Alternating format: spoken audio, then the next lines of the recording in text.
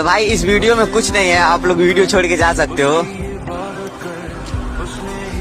भाई इस वीडियो में कुछ नहीं है यार, आप लोग वीडियो छोड़ के जा सकते हो भाई। तो भाई ये वीडियो में अगर आप लोग अभी तक रुके हुए हो तो मैं आप लोगों को सबसे पहले थैंक यू बोलूंगा। और भाई ये वीडियो में कुछ नहीं है, सच में ये वीडियो मैं इसलिए बना रहा हूँ कि भाई मैं देखना चाह रहा हूँ भाई कौन लोग मुझे दिल से सपोर्ट करते हैं। अगर आप लोग अभी तक वीडियो में रुके हो तो भाई एक कमेंट कर देना, जिससे मुझे पता चल जाए भाई कि कौन कौन लोग मुझे सच में सपोर्ट करते हैं, भाई दिल से सपोर्ट करते हैं, ये मुझे पता चल जाए भाई। इस वीडियो में व्यूज नहीं आएगा, लाइक नहीं आएगा, शेयर नहीं आएगा, भाई कोई बात नहीं यार।